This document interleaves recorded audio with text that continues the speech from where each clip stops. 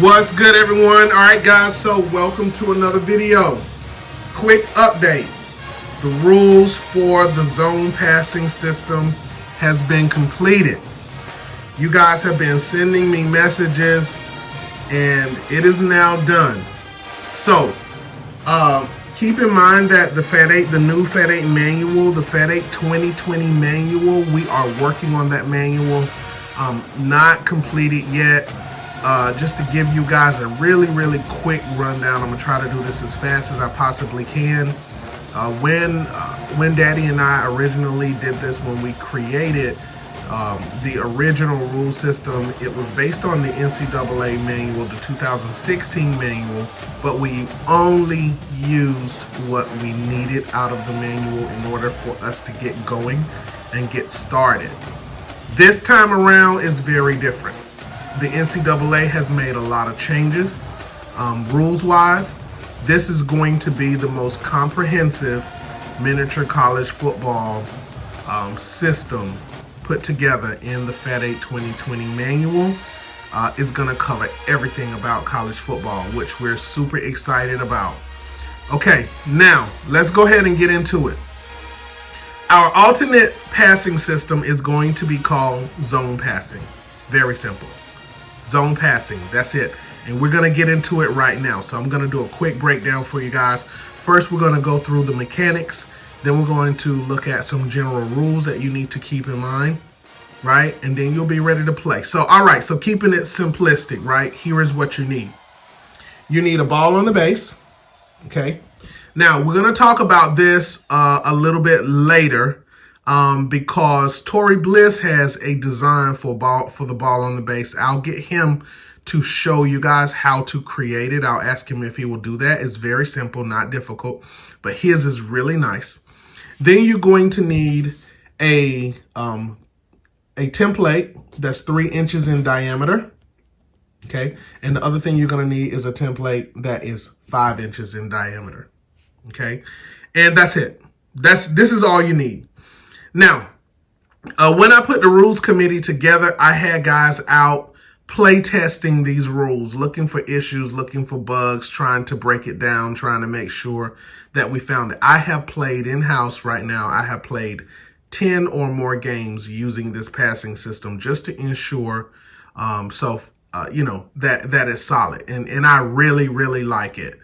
However, I think I still prefer to actually throw the ball.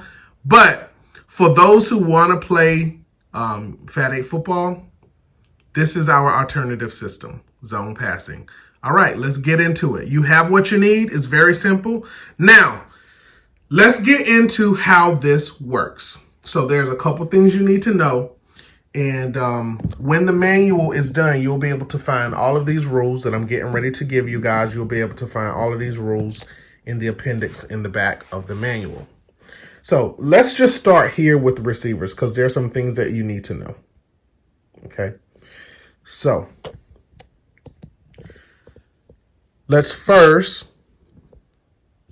move this out the way. All right, so let's first talk about the very beginning of this thing, how this works. All right, so zone passing in principle, let's start here, is from the perspective of the quarterback, not from the perspective of the receiver. It's from the perspective of the quarterback first, then the perspective of the receiver second. Okay? So, general rule number 1, do not do anything that is unnatural to football with regard to the ball traveling to the receiver. It has to come from the vision arc of the quarterback, right? And that quarterback knows where he wants to place the ball, but you also have to consider forward momentum of the receiver, okay? Now, guys, do not do anything that is unnatural. That means the ball can't come from this way and go that way towards the receiver. The ball can't come from out here and go this way towards the receiver, right? It has to be from the perspective of the quarterback. Now that being said, let's look at a few things. First, we need to look at what the templates or halos represent, right? So the template represents the danger area or action area of each player, okay? So the ball cannot be placed underneath that template, okay? So from 0 to 11 yards, you use a 3-inch halo, okay? From 11 plus yards, you use the 5-inch. That simple. It's that simple. 0 to 11, 3-inch. Anything beyond 11, 5-inch. Very simple. Okay. Now, when you consider this, you're looking at the action area of the receiver and the action area of the defender. It gives you a very small window where the ball can be placed. And remember, from the perspective of the quarterback first, okay? So what I'm going to do is, let's now look at the general rules for the ball itself. 1, it cannot be placed within the action area of an offensive or defensive player. It has to be outside of the action area, so that you need to be able to determine that. And 2, this is how it works. If the receiver makes contact with the ball before the defender, it's a completed catch. If the defender makes contact with the ball before the receiver, it's an interception. If the receiver makes contact with the ball and the ball falls over, ball's on the ground, it's a dropped pass. Okay? Incomplete pass, wide receiver drops the ball. If both the receiver and the defender make contact with the ball simultaneously, it's a broken up pass, right? So you have to be looking to see who actually touched first. If they touch at the same time, it's a broken up pass. Okay. If the defender makes contact with the ball first and the ball falls over but does not touch the ground, or falls over and touches the receiver before it touched the ground, tip ball, pass completed. The reverse is true. If the receiver makes contact with the ball, knocking the ball over, and the defender catches the ball, tipped ball, interception. That is, if the ball touches him before it touches the ground. Tipped ball, interception. Okay. In terms of pass interference, just to run this really quick, you guys already know defenders cannot hold at the line. The 2020 manual says a defensive player holding a receiver at the line between 0 and 5 yards of the line of scrimmage is going to be pass interference. So in this 5-yard window, your defender cannot be holding the receiver. Now, I say this to make a point. Sometimes in bump and run, remember, sometimes in bump and run, it's okay for that defender to be in his pocket, right, and to be in contact, providing that he's not obstructing the ball. So if the ball is traveling like this and the receiver makes the catch, right, it touched the receiver first, the defender makes an automatic tackle, but it's still considered a completed pass. That is why defenders having the inside position becomes so important in your coverages. But that's up to you to learn coverages. Okay? But that will be a completed pass, providing that that receiver is not being held. Okay? All right. Now, I think we got all of that covered. All right. So now, let's get at it. Now, from the perspective of the quarterback, I wanted to make sure that you guys understood that first. So now we need to look at ball placement. Okay. So we need to look at this now. So from the perspective of the quarterback, so what I'm going to do is I'm going to just go ahead and run. I'm not going to go through like our snap series and all of that kind of stuff, guys. What I'm going to do, I'm going to just do this execution style real quick because I want to just get the receivers to go out and then really quickly, and so we can just look at from the perspective of the quarterback. Stop right there. Okay, that's good. Let's look at what we got. Look at the coverage. So we have coverage here.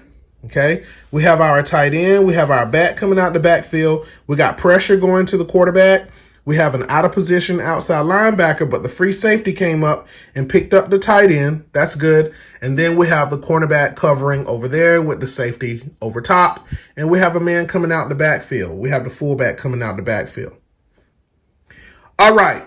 So now let's look from the perspective of the quarterback, because this is how you determine. Now I'm going to show you how you determine ball placement. And we're going to look at each option, right? Because I want to make sure that you guys completely understand what I mean by don't do things that are unnatural. For example, I might want to throw the ball right here to the running back coming out the backfield, right? So let's say I want to throw the ball. Now, here's my quarterback. So now the quarterback is looking right here. Now you have to imagine, you have to know in your head, you have to know how that ball travels. Okay? So you understand that this will be unnatural. You cannot place the ball out here and have the ball travel like this to go to the receiver, because there is no quarterback over here. The quarterback is over here. Okay? So the ball has to travel to the receiver. Now, you have some options. The quarterback can lead the receiver to the inside, lead the receiver to the outside, throw it over his head, leading him forward, or attempt to throw a bullet, line drive, straight to him, providing that you feel like the ball is fast enough to catch up with him, right? Now, this is where those danger zones come into place. Those action zones come into play. So let's say we are going to throw the ball. Let's start with the running back. So let's say we're going to throw the ball to the running back. From here to the running back. Okay. 0 to 11 yards. Well, that running back is at the line of scrimmage. So we know we're using the 3-inch diameter halo. So right here, that's his action zone. The ball cannot be placed within that action zone. And now the nearest defender is right here. So we have to also consider his action zone, right? So that means I can't place the ball here. You see? I can't place the ball here. And I can't place the ball here. So you see how this really gives you a strong indication, because these two action zones, look at this, they overlap, right? So that already tells you that you cannot place the ball anywhere within here, right? So you have to lead him. So now what has to happen is I have to say, okay, quarterback, how are you going to throw the ball? Well, I'm going to throw it on his outside corner. So the quarterback is going to throw the ball outside corner. So the quarterback is going to throw the ball just like this.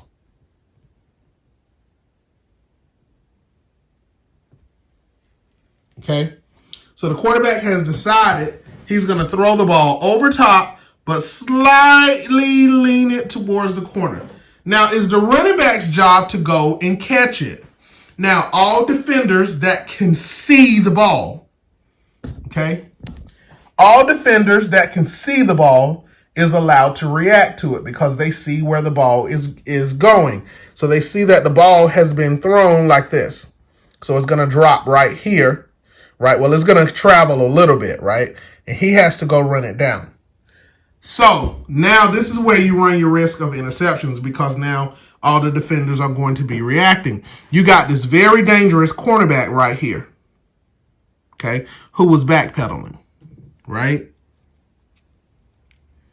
So he could come up and try to make a catch. Okay, you can adjust everybody that can see, right? Now, these two guys, vision arc is front and the side. This kind of gets into the FAT8 rule system. I'm trying not to do that too much, but we use the vision arc front and the side. So they saw him throw the ball. He saw him throw the ball, right? So they can react. Those two guys can react. So they can turn around and react to the ball, even though they can't catch it because it's past them already, right? And then these two guys can react, and this tight end cannot block him from getting to the ball. Everybody is reacting to the ball. Okay? He cannot block him while the ball is in the air. Okay. The same is true. So now let's look at, so I wanted you to just see this from perspective point of view. All right. Now let's look at our next target. So our next target will be the tight end. Okay. Our next target will be the tight end, and the same is true. Now, where's the tight end? The tight end right now is 7 yards down the field. So he would also be using the 3-inch halo. Okay. So now, if we're doing the same now, so that was just one option, right? I could have led him straight ahead or thrown it to his inside.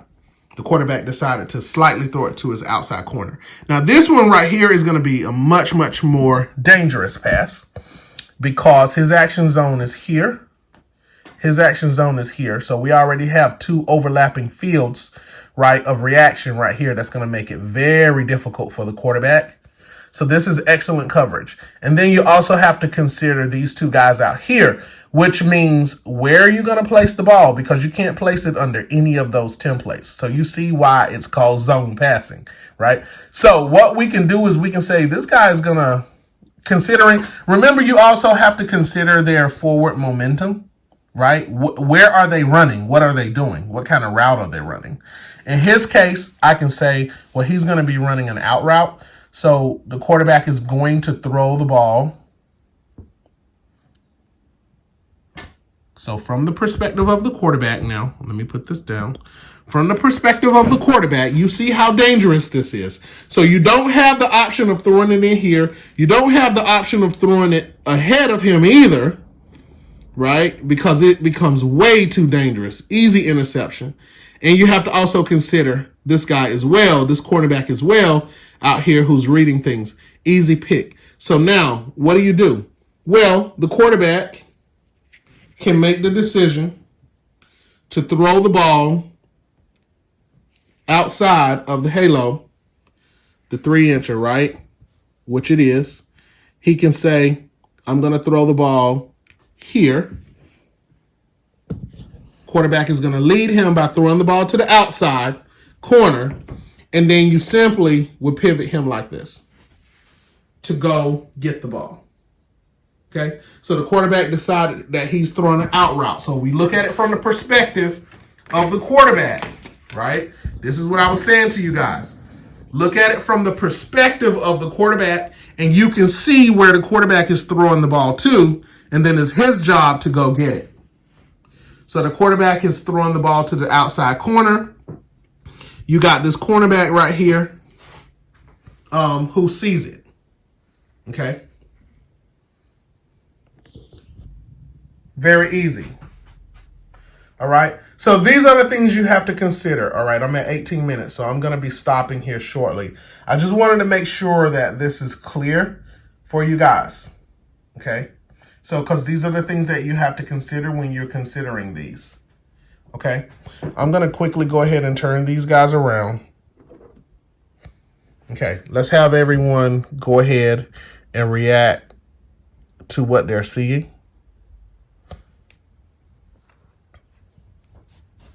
Okay, you can have him do a comeback route if he was running like a curl. You can have him do a comeback route. If you designated him as your receiver, if he's the one that you picked as your receiver, he could do a comeback route. If he was not the one that you picked as a receiver, he has to stay in the position that he's in. But the defender sees the ball coming, and the defender can actually react to what he sees. Okay. Okay. I have one more thing really quickly that I want to show you. And then I think we got it all covered before we run the board. Over here, look at what's happening with this defender. We're almost at 5 yards, right? But notice that his arms are not locked. So he is not holding him at the line. So if I were going to run the board one more time, you will have to look at his helmet position, which you can see his helmet position is on the outside of the receiver. So he would turn and run this way. Okay? And then you would run the board. So if you were going to decide to throw the ball here, I would have to turn and run, and then you would put the 3-inch halo over the guys, and then you would determine where's the quarterback looking. Where the quarterback is going to be looking this way. So that means that he's going to be throwing the ball like this. Boom. And it's going to be going in here. So you can't adjust the receiver because those two are fighting right now, right? They will be fighting for the ball. So you would have to leave them like they are, but you would place the ball out here somewhere from the perspective of the quarterback. You would place the ball out here, and then they would just go after it. Okay? All right. So I'm going to stop it here, guys, because I think you guys got the gist of this now. So let's go ahead and see if we get a completed pass. Oh, picked off. So as you can see, the defender made contact with the ball first, and that ball is intercepted. Okay, so now the cool thing about this, what you guys are going to realize, is speed kills. So now you have to know the speed of your receivers, the speed of your defenders, and all of those kinds of things. You got to pay attention to positioning. You have to be paying attention to the kind of defensive scheme you're running and the offensive scheme that you're running. And you really have to stay at home and you have to play. You can't blitz everybody. You can't just bring everybody up to the line and send everybody. You got to drop guys back in the coverage because this thing is going to exploit your coverage. Now, I'll do another video tomorrow with the gameplay so you guys can actually see it in action. Okay, but today I wanted to just show you guys how this is done. Don't forget, comment, like, and subscribe. These rules will be independent of the new rule book when it comes out, but I thought I'd go ahead and drop this so you guys can get an opportunity to use it and, you know, wet your whistle. So if you have any questions, we have thoroughly play tested this thing. Okay, if you have any questions, if anything arises, please do let me know so that I can address it. Right? All right, guys. Peace.